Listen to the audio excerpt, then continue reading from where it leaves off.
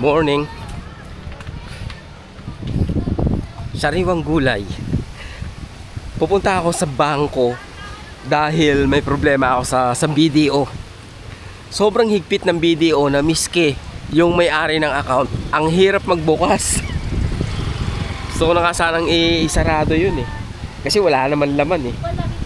Kaya lang, susubukan ko ngayon ayusin sa huling pagkakataon kung magkakasundo kami ng bangko. Ang daming alam eh. Ano lang mga dreno, kasi wala akong access, hindi ko ma-access online dahil every now and then nagche-check sila ng ng OTP. Eh pag nasa Canada na ako, di nagkakaproblema ako sa OTP. Ngayon, hindi ko na ma-access kung ano nangyayari dun sa account ko.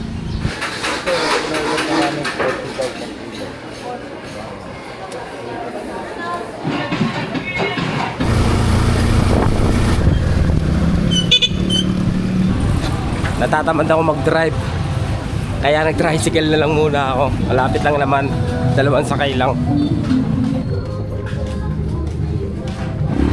Hindi ko matandaan kung sa SM,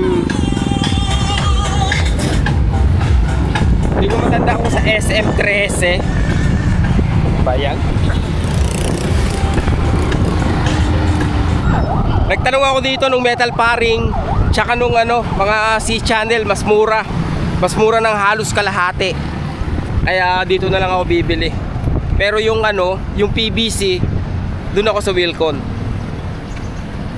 Magbabas ba ako mag-jeep? Kuya, abot kayo SM13? Opo. Kuya, dadaan Meralco? Meralco? Okay naman na ito. Ito yung mga electric yata. Electric ba to? Parang hindi Ganun dito ito?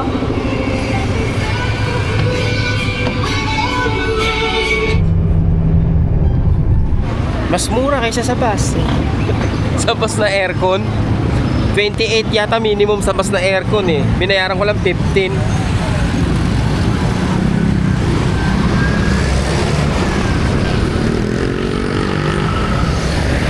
Saan tatawid? Saan po tatawid? Saan kaya tatawid? Pwede rito. Tumawid ako rito, may nakalagay pa doon, no jaywalking. Walang tawiran eh. Nandun. Dapat doon din yung unloading zone. SM13. Welcome. Welcome kayo sa SM13. Yan ang lumang wet and dry market ng 13. Luma, may bago ba? Hindi ko rin alam eh, meron yata rito eh, bagong market. At may mga nag-aantay. Hindi pa bukas. 1998, 1999 nagde-deliver kami ng tuyo rito sa sa palengke ng 13, kahit sa Tansa tsaka sa Naik.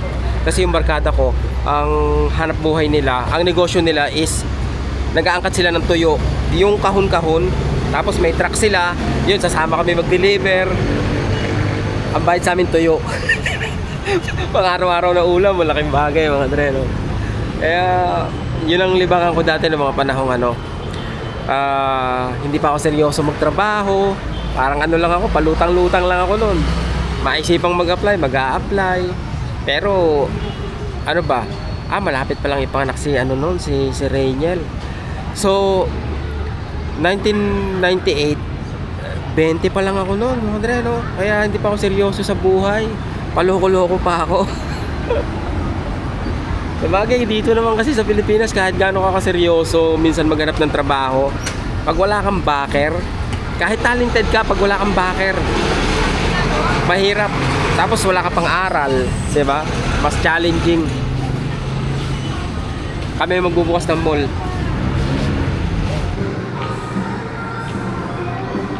Sana naman pwede na yung mga 1 oras, 2 oras, wag na lumampas pa. 1 oras. Di ko maintindihan na iba yung phone number na nakasave sa account ko. sabi nila hindi ba nare-recognize to? Sabi ko, hindi naman yan yung ginagamit ko. So, anong ibig sabihin? Na-breach yung ano ko, yung account ko? Kasi hindi ko matandaan talaga yung number na sinabi niya sa akin dahil parang mulat-mula. Ito na yung ginagamit kong number nung nag-open account ako sa kanila. Buti na lang, walang laman yung bangko ko.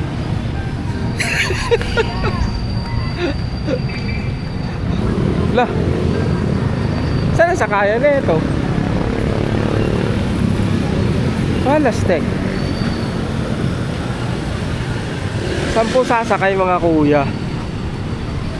Ano yun?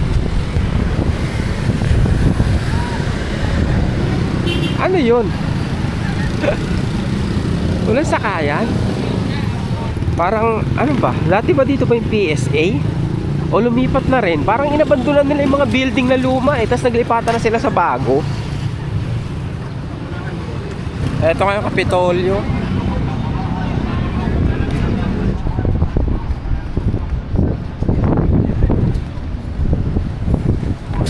Nangyari? Parang namatay siya.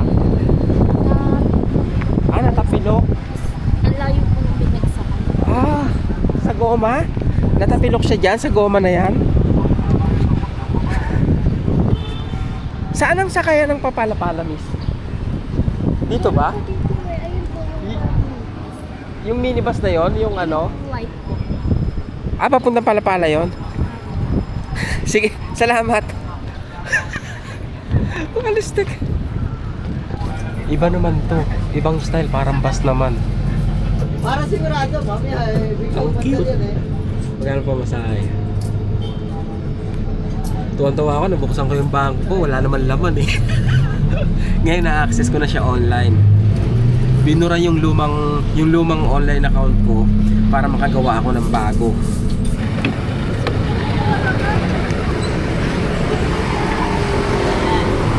Robinson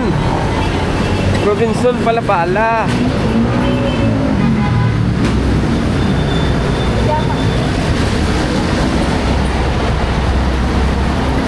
Namimiss nyo na ba ang ingay ng mga sasakyan?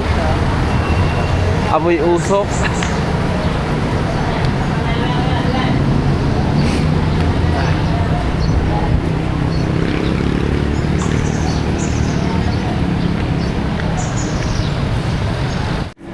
Paano ako makakapagtanong dito kung ganito karaming tao rito? Sir, magtatanong lang ako. Yung to... Ha? Ngayon lang ako eh, hinugot lang ako sa kabila. Kailangan ng import. Sir, tanong Dito lang kasi ako. pangkulang, hinuhugot mo sa kabila. Tungkol sa ano, sir? Yung online bidding nila. Online video. Oo, may makakapagtanong ba sa loob, sir? Oo. Kaya lang may number kailangan. O, bibigyan ka din ng number sa information. Tanong ka lang doon sa information. Pero mapila ka talaga dito. Okay lang, sir. Di isa lang ako pumunta dito. Oo. Oh. Diyan, sa may bangko na yan. Papunta sa information to? Oo, tayo kayo pag ganun. Okay. Kukuha pa lang ng number yun, sir, ha? Kailangan mo yata. Hindi ako nang una na ako talagang matagal bago ko makamit. Oo nga, sir. Parang... Mabalo sa trabaho, gastos. Tapos uwi ka, di mo nakuha. Nako, yan ang mabigat. Nag-bus ka na isang araw, wala mangyayari. Thank you, sir. Bilis, oh. Tapos na. Wala pala. Hindi na. Oo. Ganun pala pag online. Oo. Ganun pala pag online. Kasi, paano ba yun? Pag may titingnan kayong property sa Pag-ibig, pwede nyong i-check online. Pag may nakalagay na pwede pa kayong mag-bid, kasi, may option na kung magpapasa ka ng bid para dun sa property. So, pag wala na yung option na yun, baka daw nabenta na o may nanalo na. Sabi ko, kalalagay nyo lang eh. Wala na po kami magagawa doon. Basta kung ano lang yung nasa online, yun lang po. Okay. So, yun lang mga dreno. Ay, hindi ako nakapag-inquire tungkol sa MP2.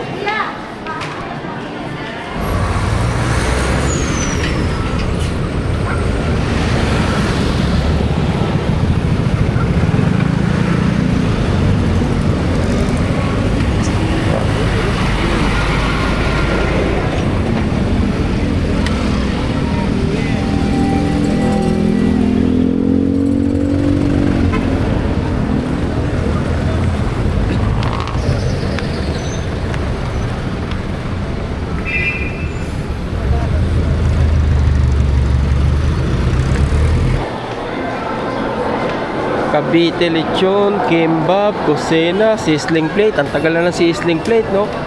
Ilang dekada na yan, no?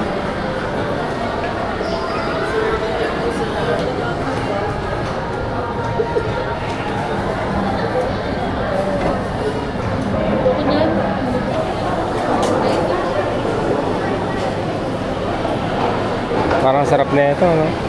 Sisig po. Sisig ba yan? Pampabata, no? Starfish fillet.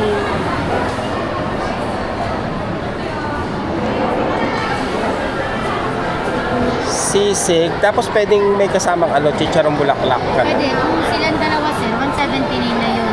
179 na. Two meat.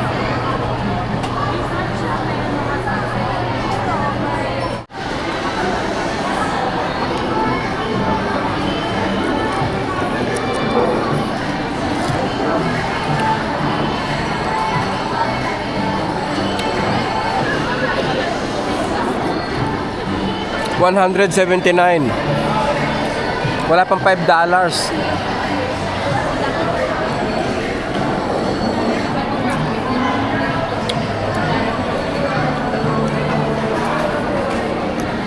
Bitin. Naisip ko pa kung ano pa kakainin ko. Masarap yung ano.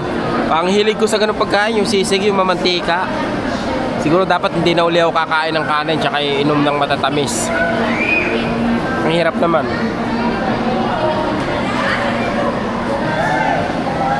Lumpiang sariwa, 100. Oh, binibenta rito yung kapitbahay nyo. Chismosa. Yung mga kapitbahay nyo, binibenta na rito sa SM. Bumili na kayo.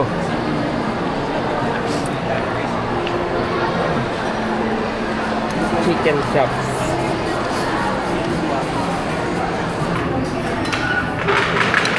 Choking uli. Namiss ko yung fried rice nila tsaka yung ano, pancit canton. Naglalaway ako sa ano, sa ganitong pagkain. Para ako naglilihi.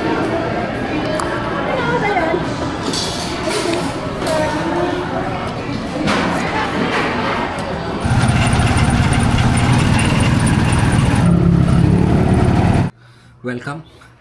Welcome dito sa bahay. Ito yung kwarto na ipapagawa ko. Yung ceiling niya. Tsaka bala ko rin sana yung wall niya. Kasi hindi finish yan eh. Pangit. Kumbaga lubak-lubak. But anyway, yung nilakad ko sa Pag-ibig. Pag pumunta kayo sa website ng Pag-ibig, dito makikita nyo kasi yung ano, yung mga gusto nyo makita. Yung mga bahay na binibenta. Let's say punta ka sa list of properties na for sale. Lagay mo lang yung lugar mo. Cavite, pagkatapos Municipality of Dasmariñas. Kasi sa Dasmariñas akong may nakita na property. Ngayon, search mo. Pag search mo, may tatlong option ka pala. Pwedeng first auction, walang mga discount. Second auction, third auction, mas malaki yung discount nun. Ngayon, yung tinanong ko sa kanila is, let's say, etong isa na to, Mabuhay Homes 2000. Mapapansin nyo sa baba, wala siyang nakalagay na bid dito sa may bandang kanan sa baba. Kung mapapansin nyo naman tong isa, yan, Mabuhay din to, Mabuhay Homes 2000, nakalagay submit offer. Ngayon, ang tinanong ko ron is, halimbawang paano kung gusto ko tong property na to, kaya lang, walang submit offer. Sabi niya, ibig sabihin daw nun is, close na yon, yung bidding nun, baka nabili na. Pero, sabi ko, bakit naka-post pa rin? Sabi niya ganon, baka may nanalo na. Sabi ko, kaka-post lang eh. Gusto ko sanang malaman kung pwede akong magpasa ng bidding sa kanila through paper, pero inalis na daw yon. Tinanong ko rin kung ilang bid ba yung tinatanggap nila sa isang property, bakit biglang nagko-close. Sabi nila kasi daw every week yung turnover yata nung mga bidding, so masyadong mabilis. I mean, baka naisip ko baka 5 lang yung nag-bid tapos kino-close na agad nila. yun yung gusto ko sanang malaman. Kaya lang wala rin akong nakuhang magandang sagot. Wala akong nakuhang sagot na pwedeng makatulong sa impormasyon na gusto kong makuha. Basta sinabi niya nung teller na pag wala na dyan, that means hindi mo na pwedeng i-bid. So, hanap ka na lang nung may mga nakalagay na submit offer. Kagaya neto. Hindi ko naman kursunado yung may submit offer. Magtatanong lang sana ako. Gusto ko lang sanang applyan kung sakaling pwede yung nakita kong property na malayo rito. Malayo rito, malapit sa dati naming lugar, sa area, sa Dasmariñas. Kaya lang yun nga, no? Kumbaga naunahan ako. So, yun lang naman. Gusto ko lang, malaman yung proseso, kung paano, kung magkano, at iba pa. Kasi may discount, mga Andre, no? Kumbaga, yung sa new listing, walang discount. First auction, walang discount. Tapos ngayon, second auction, 30%. Yung negotiated sale na mas maganda kasi 45% discount. I think applicable yung mga discount na yun kung ika-cash mo yung bahay. Let's say, itong bahay na to is 459,000 less 45%. Diba? Sobrang laki. So, yun lang naman mga deno. Na-share ko lang sa inyo. Sayang nga yung MP2 na kung saan maglalaga ka sa kanila ng pera. Tapos malaki yung tubo eh. Parang in 5 years, yung 1 million mo, pwedeng tumubo yata ng up to 300,000. 'Di ba? So, why not mga deno? Baka sakali, OFW kayo, wala kayo rito sa Pilipinas, pwede rin. Punta lang kayo sa Pag-ibig website. Hindi sponsor to, no? Gusto ko lang i-share sa inyo. Baka sakaling makatulong in some ways. Yun lang naman. Thank you ulit. Ingat kayo palagi. At hanggang sa ulitin. We don't have to start the day.